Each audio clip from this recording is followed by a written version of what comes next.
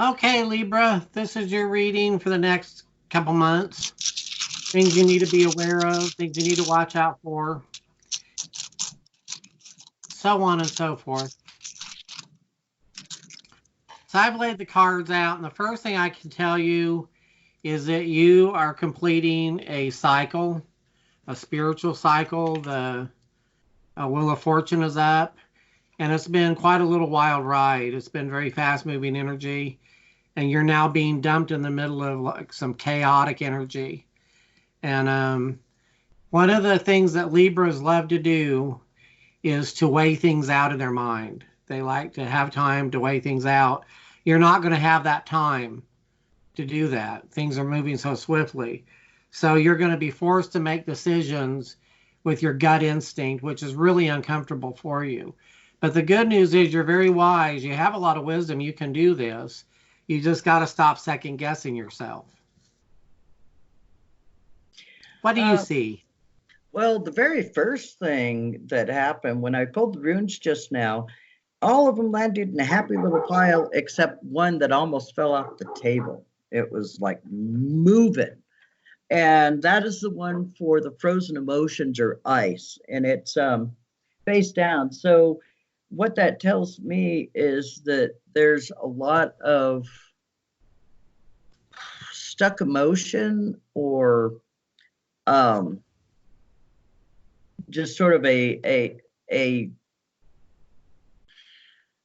stuck emotions, really.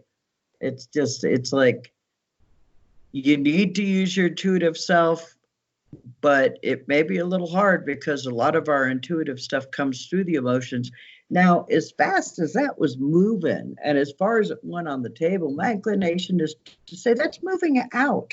It is. It's showing that in the cards. Yeah, it flew really far. Like, I don't know, it's about a foot and a half away from the other runes. So it was moving out.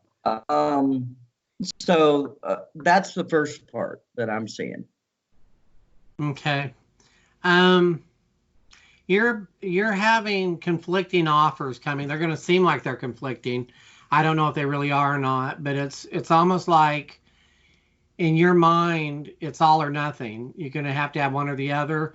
And in this case, I don't think that's the way it's going to work. I think you're going to end up with both. One of them is a very loving, gentle, emotional energy.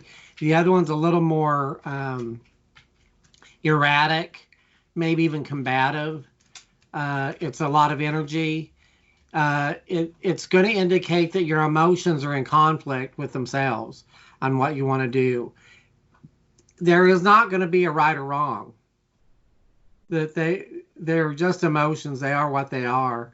Life is going to continue to go on whether you like it or not. People around you are going to be dealing with a lot of trying to stay in balance, and they're going to be turning to you for their balance, and which is going to be really funny because you're not going to feel like you're in balance, but you are going to be strong enough for them. The interesting thing, kind of what you were talking about, is the chaotic energy. I have a reason for that.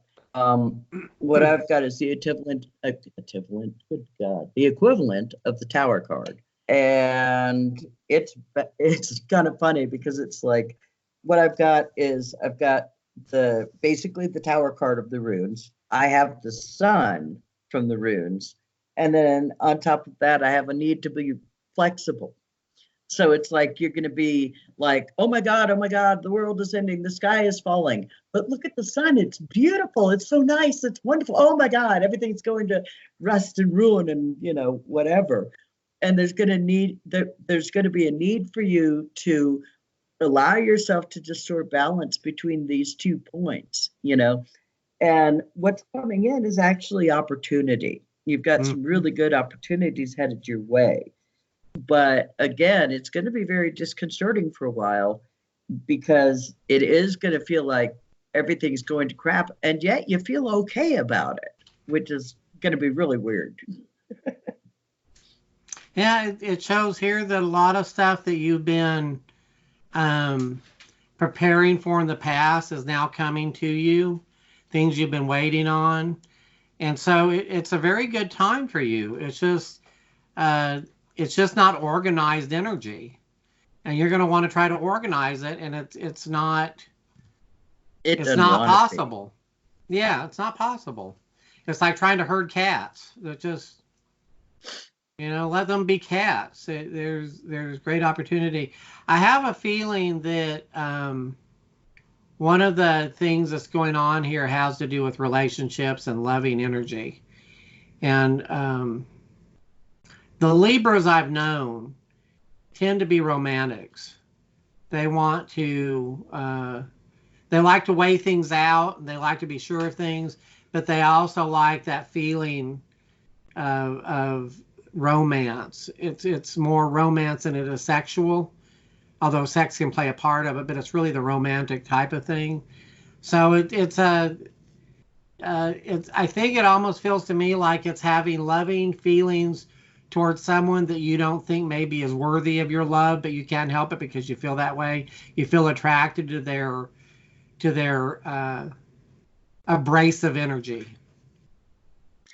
In a way, that kind of makes sense with Issa, the ice going around the outside of this reading as well, because it's sort of like this need to protect yourself.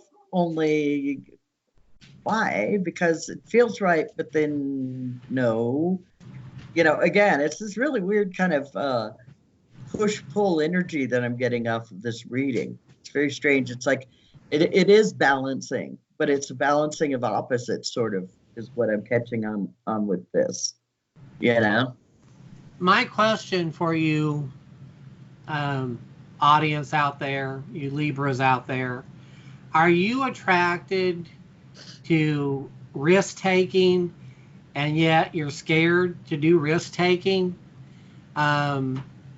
Because it seems like you have a tendency to attract really unsafe people, or maybe unpredictable. I don't know that they're unsafe, but really unpredictable people in your life. People that really mess with your intellectual organization, but you're really attracted to them. And so you have another wave of that coming up, but it's just interesting. It's like the thing that I almost get a sense that you hate being attracted to that, but you can't help it. I'm going to kind of backtrack to something that you were talking about, Seth, is that the relying on the intuitive side of things. It's interesting because you have that and you have strength together. So it's like your strength right now is actually going to come through that intuitive self. It's like, even if it's not something you're comfortable with, you may find that for your decision-making processes, that's going to end up being just the thing, comfortable or not, because you definitely have them, working with each other in conjunction with each other. But it's probably going to actually make you a little bit stronger in the long run from working with it. Okay. This depression that you've been suffering over the last 6 months or so is ending. And your creativity is coming up, but it's like chaotic creativity. But what ends up happening is everything ends up balancing out. And it's like you reach the next level of enlightenment in all this. You've been like the spiritual ice cube. You're talking about the emotions being in ice. This is also your spiritual journey. It feels like you've been in ice. You've just not paid much attention to it. Well, the hiatus is over. That you're about to get into a really cool area of learning new stuff about yourself spiritually. And, the air signs love that. They love that. The one last thing I would say is, if you've been very, very concentrated on yourself, you are going to start kind of concentrating outwards, being more focused outwards towards other people. It may be that, you were through this spiritual and emotional kind of ice coating, and now it's like you're kind of going through spring, and that's starting to thaw a little bit. And so you're going to have more energy that's going to be headed outwards into, the people around you, rather than being self-focused. I absolutely agree. And that's all I'm seeing in this reading. I'm good. Thank you for joining us.